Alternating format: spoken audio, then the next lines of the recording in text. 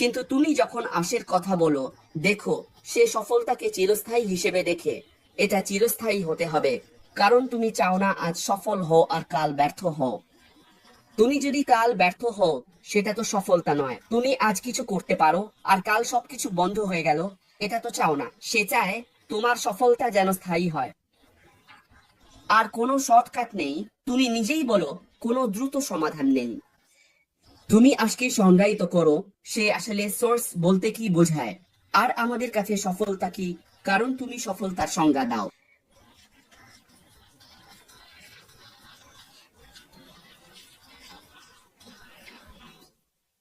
না, ওর জন্য এটা।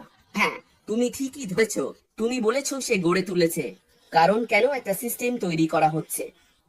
যদি কেউ সফল না হয়, যেখানে শেষ ব্যক্তি আসবে বা যে ব্যক্তি শেষবারে আসবে, সে যদি সফল না হয়, তাহলে সেটা কোনো সফলতা নয়। সে চায় যারা আসার সিদ্ধান্ত নেয় সবাই যেন সফল হয়। এটাই তো ভাই, তুমি একদম ঠিক বলছো। আমি শুধু মাথা নাড়ছিলাম, বললাম এটা এমন কিছু যা আমি কখনো ভাবিনি। একটা সিস্টেম তৈরি করা হচ্ছে যেখানে সবাই, যে কোনো জায়গা থেকে, তুমি কোথা থেকে এসেছো সেটা, তোমার গায়ের রং, ত্বক, এসব কিছুই দেখা হয় না। তুমি লম্বা, খাটো, সুন্দর, এসব কিছুই কোনো ব্যাপার না। এসো, তুমি টাকার জন্য না এলেও সফল হবে। এই যে সন্তুষ্টি তুমি এই পণ্য থেকে পাও, আমরা প্রতিদিনই পণ্য ব্যবহার করি, আমরা সন্তুষ্টি পাই। তারা আমাদের কিছুই দেয় না, কিন্তু এই সন্তুষ্টিটাই বলে, বাহ এটা দারুণ। অ্যাসবো ফাঁকটা কমিয়ে দিচ্ছে অনেক কিছুতেই, শুধু নিশ্চিত করার জন্য যে মানুষেরা সেরা জিনিসটাই পাচ্ছে। তুমি জানো এটা কি? তোমার জন্য আসল ব্যাপারটা কি হবে? যে জিনিসটা বাজারে আগে থেকেই আছে, সেটা আবার তৈরি করার মানে কি? আশ চায় ফাঁকটা কমিয়ে সেরার সেরা কিছু তৈরি করতে। আর তুমি ঠিক জায়গায় হাত দিয়েছো। উনি বলেছিলেন সফলতার পথটা কখনোই সরল নয়। তুমি জানো কোনো সরল পথ নেই, যেমন বব সব সময় বলতো, কোনো সরল পথ নেই। তুমি যদি শর্টকাট নিতে চাও, তাহলে সেটাই সমস্যা। আর তুমি বলেছিলে, তাই তো, আমি শুধু এমন একটা সিস্টেম তৈরি করতে চাই যেটা যে কেউ, যে কোনো জায়গা থেকে ব্যবহার করতে পারবে। তুমি কোথায় আছো সেটা কোনো ব্যাপার না। তোমাকে আইটি এক্সপার্ট হতে হবে না। তোমাকে, জানোই তো, মার্কেটিং এক্সপার্টও হতে হবে না। তারা এটা যতটা সম্ভব সহজভাবে তৈরি করতে চায়, যাতে যে কেউ অংশ নিতে পারে। তুমি যদি হতে চাও, জানোই তো। আর তুমি বলেছিলে, জানোই তো, এটা কোনো ব্যাপার না। তুমি জানো সফলতা সময়ের ওপর নির্ভর করে না। তুমি জানো তুমি সময়ের দিকে তাকিয়ে সফলতাকে সময় দিয়ে মাপতে পারবে না। সফলতা শুধু নির্ভর করে তুমি কিভাবে সেখানে পৌঁছাতে চাও তার উপর। আমি যদি সফল হই, সময়ের কোনো মানে নেই। আমার 10 বছর লাগুক, 15 বছর লাগুক, সেটা কোনো ব্যাপার না। আমি কি সফল? কারণ মানুষ সব সময় শেষ ফলাফলটাই দেখে। তারা দেখে না তুমি কোথা থেকে শুরু করেছো, কি কি সমস্যার মধ্যে দিয়ে গেছো। তারা শুধু জানতে চায় তুমি কি দিয়েছো। তুমি জানো এটাই তারা দেখতে চায়, তুমি কি দিয়েছো। তারা তোয়াক্কা করে না তুমি কত কষ্টের মধ্যে দিয়ে যাচ্ছ। তারা শুধু শেষ ফলাফলটাই দেখতে চায়। তাই সময় কোনো ব্যাপার না। আমরা ব্যবসায়। ধন্যবাদ মিস্টার আসমো ফারাহকে। আপনি যেমন বললেন, আমাদের তার জন্য প্রার্থনা করা উচিত। সবার জন্য প্রার্থনা করা উচিত। টেক টিম যারা তার পেছনে থেকে সফটওয়্যার তৈরি করছে, সময় কোনো ব্যাপার না। আমরা মানুষ শুধু শেষ লক্ষ্যটাই দেখতে চাই। আর তিনি এটা পুরোপুরি বোঝেন। তিনি জানেন মানুষ এমন একটা প্রোডাক্ট দেখতে চায় যা দুনিয়াকে কাঁপিয়ে দেবে। এটাই কারণ তিনি এটা তৈরি করছেন। পরিবর্তন আনার জন্য, জানো, মানবতার মধ্যে পরিবর্তন আনার জন্য, যেখানে মানুষ বলতে পারবে, বাহ, এমন কিছু আছে যা আমার জীবন বদলে দিতে পারে। আর আমি এটা ব্যবহার করেছি, এবং সত্যি এটা আমার জীবন বদলে দিচ্ছে। কিন্তু যারা খুঁজছে, কারণ আমরা 8.5 বিলিয়ন ইন্টারনেট ব্যবহারকারীর দিকে তাকিয়ে আছি, কিন্তু যারা ভেতরে আছে, যেমন অলিভার বলেছিল, শিশুর মতো হোজো না, যেখানে তুমি সব সময় থাকো। আর তারপর তুমি সবসময় দুঃখের খেলা নিয়ে ভাবো, সুখের খেলা নিয়ে ভাবো না। কখনো কখনো তুমি দুঃখী হতে চাও, কিন্তু সুখের দিকটাও দেখো। আর আমার ভাইও আগেই বলে দিয়েছে, জানোই তো, আমি বলেছিলাম, জয়, জয়, জয়। তুমি যেভাবে চাও সেভাবে ব্যাখ্যা করতে পারো, এটা তোমার ওপর নির্ভর করে।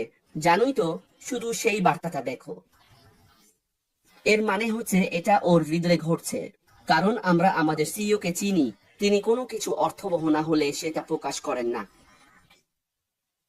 আর মনে রেখো, ক্রিস জনসন বলেছিলেন, অ্যাশ কেবল তখনই সামনে আসবেন যখন আমাদের বলার মতো গুরুত্বপূর্ণ কিছু থাকবে। যদি কিছু না থাকে তিনি সামনে আসবেন না। কেন সামনে এসে সময় নষ্ট করব? থাকবো আর কাজ করব। অলিভার বলল, এই মানুষগুলোর শোনো, অ্যাশ ভ্রমণ করছে, নানা কিছু করছে, কিন্তু আমি যেটা পছন্দ করি জানো, অলিভার বলেছিল, সাফল্য কখনোই আরামদায়ক পরিবেশে আসে না। তুমি যদি নিজের আরামদায়ক পরিবেশে থাকতে চাও তাহলে তুমি ব্যর্থ হবে। যারা নিজেদের আরামদায়ক পরিবেশের বাইরে যায় সাফল্য তাদের কাছেই আসে। মানে আমার বাবার বাইরে আর কে কি করছে, এটা দারুণ। জানো, তুমি যদি নিজের আরামদায়ক পরিবেশে বসে থাকো আর সফল হতে চাও তাহলে সেটা হবে না, তোমাকে সেই আরামদায়ক পরিবেশ ছাড়তেই হবে। আর তিনি বলেছিলেন, আমাদের সিইও এমন একজন যিনি বলেন, করো অথবা মরে যাও।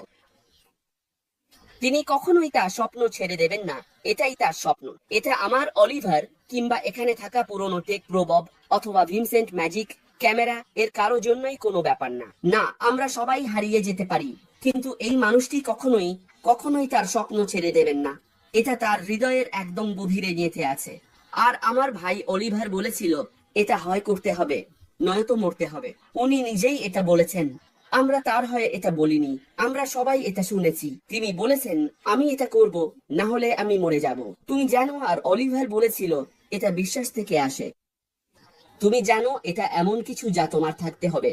সেই বিশ্বাস সবকিছুই বিশ্বাসের ওপর নির্ভর করে। আমরা এখানে আছি, আমরা এতে বিশ্বাস করি। এই কারণেই আমরা এখানে, কারণ আমরা জানি যেটার ওপর আমরা দাঁড়িয়ে আছি সেটা একদিন বাস্তবায়িত হবে। আমরা মিস্টারে বিশ্বাস করি, অ্যাশমু ফাদারের স্বপ্নে আমরা বিশ্বাস করি। এই কারণেই আমরা এখানে। যাদের বিশ্বাস দুর্বল তাদের জন্য এটা বিশ্বাস থেকেই আসে। কি হয়েছে? যারা হারিয়ে গেছে, কিন্তু যারা শুরু থেকেই দেখেছে তারা ছিল।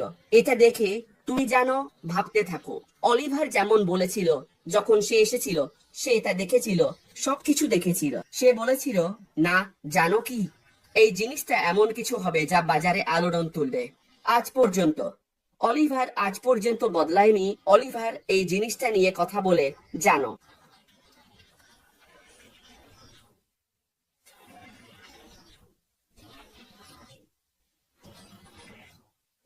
একটি কোম্পানি ছিল হৃদয় দিয়ে চালিত। তুমি অনেক কিছু জানো, যেভাবেই দেখো, যেভাবেই ঘোরাও, তুমি জানো এটা এমন কিছু যা এক ধরনের আন্দোলন। অ্যাশ এটা একটু ভিন্নভাবে দেখছে। এটা এমন এক আন্দোলন যেটা সে চালাতে চায়। সে চায় মানুষের জীবন বদলাতে, শুধু নিজের জীবন নয়, বুঝলে? কিন্তু সে এটা বিশ্বাস করত, যদি আমি এই জিনিসটা অলিভারকে দিই, অলিভার কি কারো জীবন বদলাতে পারবে? এটাই অ্যাশ দেখতে চায়। বব কি কারো জীবন বদলাতে পারবে? ভিনসেন্ট কি কারো জীবন বদলাতে পারবে? এটা মানবতার ব্যাপার। আর আমি শুধু তোমাকে ধন্যবাদ জানাই, ভাই। তুমি অনেক গুরুত্বপূর্ণ বিষয় ছুঁয়ে গেছো, যেগুলো আমি বারবার বলতে পারবো না, কিন্তু এটা সত্যি অসাধারণ ছিল। সফলতার কোনো শর্টকাট নেই, জানোই তো। হয় তোমাকে কষ্টের ভেতর দিয়ে যেতে হবে, না হয় তুমি ব্যর্থ হবে। আর আমরা বলি, সফলতা আসে কঠোর পরিশ্রমের মাধ্যমে। জানোই তো, সময়ের সাথে সাথে ধারাবাহিক প্রচেষ্টা, এটাই সফলতা। এটাই কঠোর পরিশ্রম, যা আসে সময়ের সাথে ধারাবাহিক প্রচেষ্টার মাধ্যমে। তোমাকে অবশ্যই নিয়মিত হতে হবে। এখানে সবাই নিয়মিত থাকার কথা বলছে। মনোযোগ ধরে রাখা কঠিন হলেও, অ্যাশ মুফারা, মনোযোগ ধরে রাখা। অ্যাশ মুফারা মনোযোগী। যখন পরিস্থিতি কঠিন হয় তখনও তিনি থাকেন অটল। বাধার পরেও হাল না ছাড়া, মিস্টার অ্যাশমুফা। বাধার পরেও হাল না ছাড়া, তিনি অটল। শেখা, মিস্টার অ্যাশমুফারা। নিজেকে মানিয়ে নেওয়া এবং উন্নতি করা, জানোই তো, প্রতিদিন আরো ভালো হওয়া। তিনি নিজেকে মানিয়ে নিচ্ছেন এবং প্রতিদিন অভিজ্ঞতা অর্জন করছেন, মিস্টার অ্যাশমুফারা। বব ধৈর্য নিয়ে কথা বলেছেন। তিনি যা করছেন তাতে তিনি ধৈর্যশীল। কিন্তু চলুন আমরা শর্টকাটের দিকে তাকাই। জানোই তো, শর্টকাট কি দিতে পারে? দ্রুত সাফল্য। কিন্তু এগুলো খুব কমই স্থায়ী সাফল্যের জন্য প্রয়োজনীয় ভিত্তি গড়ে তোলে। শর্টকাট কখনোই তোমাকে সেই স্থায়ী সাফল্যের ভিত্তি দেবে না। বব এটা বলেছেন, অলিভার বলেছেন, ভিনসেন্টো। সে কখনোই তোমাকে সেটা দেবে না। তাহলে আমরা এমন একটি কোম্পানির কথা বলছি যা হৃদয় থেকে ভিত্তি গড়ে তোলা হয়েছে। এই অ্যাশ মোফারার হৃদয়। ঈশ্বর প্রদত্ত হৃদয়। তিনি বলেছেন ঈশ্বর তাকে এটা করতে অনুপ্রাণিত করেছেন। আর যখন আমি এটা দেখি, আমার ভাই সব সময় এই বাইবেল নিয়ে কথা বলে, আমি সময় ফিরে যাই। গীত সংহিতা 127 প্রথম পদে কি বলা আছে? যদি প্রভু ঘর না বানান, নির্মাতা বৃথা পরিশ্রম করে। যদি প্রভু নগরীর পাহারা না দেন, প্রহরী বৃথা পাহারা দেয়। তুমি জানো ঈশ্বরের হাত এই ব্যবসার ওপর আছে। আমরা সেটা পছন্দ করি বা না করি, ঈশ্বরের হাত এই ব্যবসার ওপর আছে। আর ঈশ্বর তাদের বেছে নিয়েছেন যারা মিস্টার অ্যাশমোফারার স্বপ্ন দেখেছেন। আর তারা তার সঙ্গে থেকেছে, তারা তার সঙ্গেই থেকেছে। কারণ যদি তুমি 12 জনের দিকে তাকাও, অনেকেই যিশুকে অনুসরণ করেছিল, কিন্তু যখন তিনি বললেন তোমরা আমার দেহ খাবে আর আমার রক্ত পান করবে, তখন চারপাশেই কেবল 12 জনই রয়ে গেল।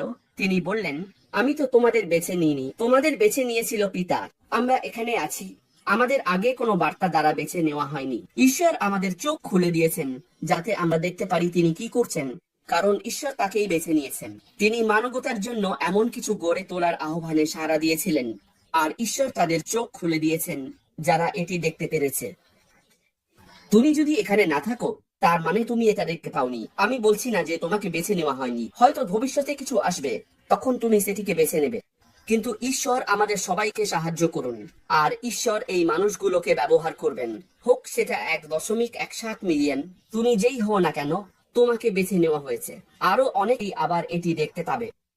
কিন্তু মনে রাখো, সাফল্যের কোনো শর্টকাট নেই। এই কারণেই যিশু সবকিছুর আগে 33 বছর ছিলেন, তারপর মন্ত্রণালয় শুরু হয়েছিল। মানুষ দীর্ঘস্থায়িত্বের জন্য থাকে। তুমি স্কুলে যাও যতক্ষণ না তুমি সেটা অর্জন করো।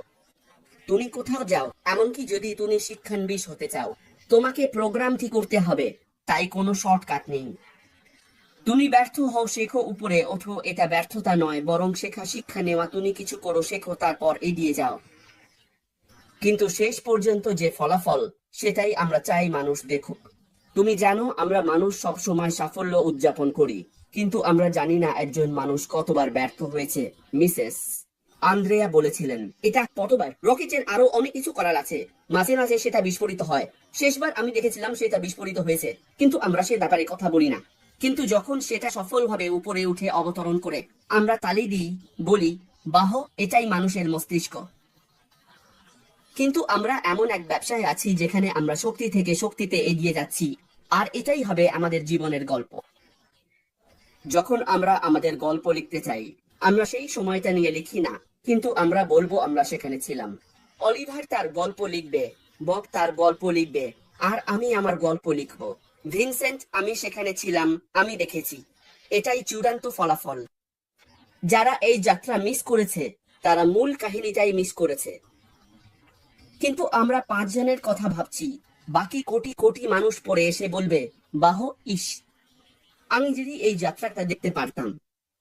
সত্যিকারের সাফল্যের কোনো শর্টকাট নেই। তুমি জানো, সাফল্যের পথটা অনেক সময় দীর্ঘ হতে পারে, এবং প্রায়ই সেটা দীর্ঘই হয়, কারণ সত্যিকারের সাফল্য পেতে সময় লাগে। কিন্তু শেষ পর্যন্ত যখন তুমি টিকে থাকো, যখন তুমি মনোযোগ ধরে রাখো, যেমন আমাদের প্রতিষ্ঠাতা অ্যাশ করেন, যখন তুমি অবিচল থাকো, যখন তুমি ঠিক যেটা করছো সেটাই করো, তখন তুমি নিজের অবস্থান ধরে রাখো, বুঝলে তো?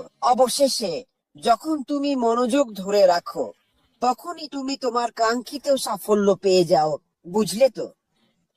আমরা মনে রাখি, আমাদের প্রতিষ্ঠাতা অ্যাশ কোনো দ্রুত সমাধান খুঁজছেন না। তিনি আমাদের খুশি করার জন্য তাড়াতাড়ি কিছু পেতে চাইছেন না। তিনি যেটাকে আমি বলি স্থায়ী সাফল্য, সেটাই খুঁজছেন। অ্যাশফোর্ড ফারাহ স্থায়ী সাফল্যের সন্ধান করছেন। কিন্তু আমরা এই বিষয়ে কথা বলার আগেই আমাকে একটু সাফল্য শব্দটা সংজ্ঞায়িত করার চেষ্টা করতে দাও। তুমি জানো কি কি কি যখন আমরা সাফল্য বলি, তখন আসলে আমরা কি বোঝাতে চাই? কারণ সাফল্য বিষয়ভিত্তিক, এটা এক একজনের জন্য এক এক রকম।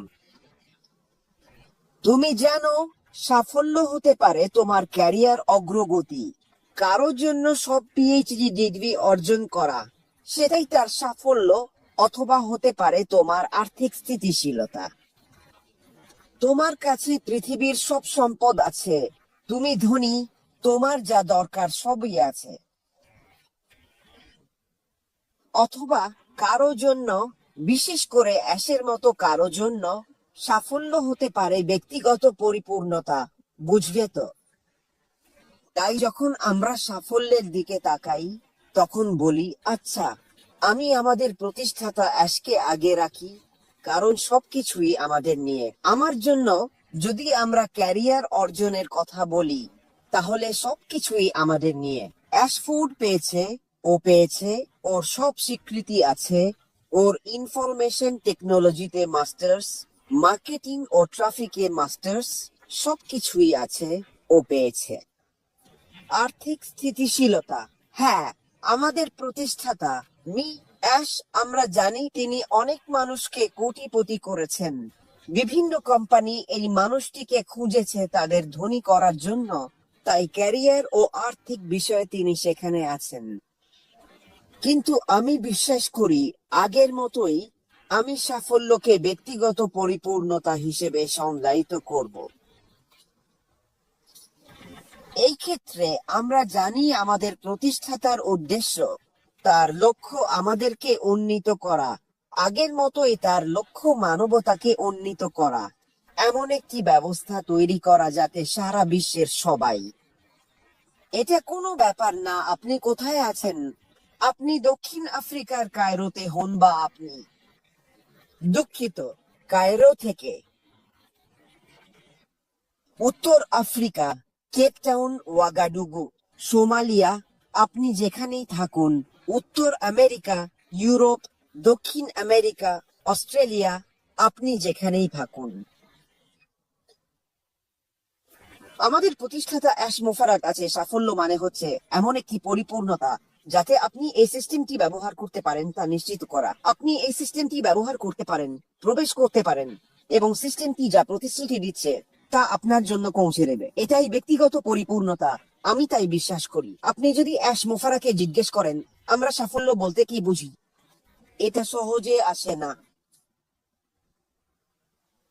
এখানে কোনো শর্টকাট নেই। আমরা যেন মনে রাখি আমরা একটি সফটওয়্যারের সাথে কাজ করছি। অ্যাশ মোফারা একটি তথ্য ব্যবস্থা তৈরি করছেন। এমন একটি বৈশ্বিক অ্যাপ্লিকেশন তৈরি করতে কোনো শর্টকাট নেই। আপনাকে যা যা করা দরকার সবকিছুই করতে হবে। আপনার বৈশ্বিক কমপ্লায়েন্স থাকতে হবে। কমপ্লায়েন্স এড়িয়ে যাওয়া যাবে না, এটা সম্ভব নয়। অ্যাশ যা কিছু করেন সবকিছুতেই সময় লাগে, কারণ এই পথেই আমাদের কাঙ্ক্ষিত সাফল্য অর্জন সম্ভব। একজন মৌলিক চিন্তাধারার মানুষের জন্য কোনো শর্টকাট নেই। আপনি জানেন, বেশিরভাগ মানুষ সাফল্যকে দেখে যখন সেটা ঘটে তারা বুঝতে পারে না, তারা উপলব্ধি করে না। পর্দার আড়ালে অনেক কাজ হয়। রাতারাতি সাফল্য নিয়ে একটা মিথ আছে, না, সেটা সত্যি নয়। আপনি যদি কিছু সফল ব্যক্তির দিকে তাকান, ধরুন ফারাহ উইনফ্লে, কিংবা এলন মাস্ক, অথবা জ্যাকি রোলিং, যিনি সেই বইয়ের লেখক, কি নাম তার বইয়ের, হঠাৎ মাথা থেকে বেরিয়ে গেল, জানেন তো? তাদেরও সময় লেগেছে, বুঝলেন তো? সময় লাগে। উদাহরণস্বরূপ জ্যাকি রোলিং, তিনি তার বই লেখা শুরু করেছিলেন সম্ভবত 2000 সালে, কিন্তু 2007 সালে তিনি সেগুলো প্রকাশ করতে শুরু করেন। তাই পর্দার আড়ালে অনেক কঠোর পরিশ্রম হয়েছে। জানেন তো, আমাদের জন্য ধারাবাহিক থাকা খুবই গুরুত্বপূর্ণ। আপনি যখন সাফল্য অর্জন করেন তখন আপনাকে ধারাবাহিক থাকতে হয়, আপনাকে নিয়মিত হতে হবে, আপনাকে অবিচল থাকতে হবে। এটাই সেই জিনিস নিয়ে আসে। এইগুলোই চূড়ান্ত সাফল্যের মূল উপাদান। এটা এক রাতেই আসে না। এক রাতে আপনি ঘুম থেকে উঠলেন, একদিন আমরা দেখলাম ফেসবুক, আমরা অ্যামাজন দেখেছি, আমরা দেখেছি উহো, এইসব বট বট গুগল, এইসব কোম্পানি। পর্দার আড়ালে অনেক চাপ ছিল, অনেক কাজ হয়েছে যাতে সবকিছু ঠিকঠাক থাকে। আমরা যেসব চূড়ান্ত সংস্করণ দেখি সেগুলোই তাদের শুরুটা ছিল না। যেমন যেমন তুমি সব সময় বলো বলো তারা এটা করে, তারপর পরীক্ষা করে, আবার পরীক্ষা করে, বারবার পরীক্ষা করে। এতে সময় লাগে। কখনো কখনো হয়তো সবকিছু ফেলে দিয়ে একেবারে শুরু থেকে আবার শুরু করতে হতে পারে। জানো, ধৈর্য, ধৈর্য, ধৈর্য। বন্ধুরা, আমরা সব সময় ধৈর্য নিয়ে কথা বলি, ধৈর্য, ধৈর্য, ধৈর্য। আর অবিচলতা, জানো তো, সাফল্য পেতে সময় লাগে। সাধারণত কোনো কিছুই সঙ্গে সঙ্গে ফল দেয় না। তুমি সঙ্গে সঙ্গে ফলাফল পাবে না, এতে সময় লাগে আমার ভাই বোনেরা।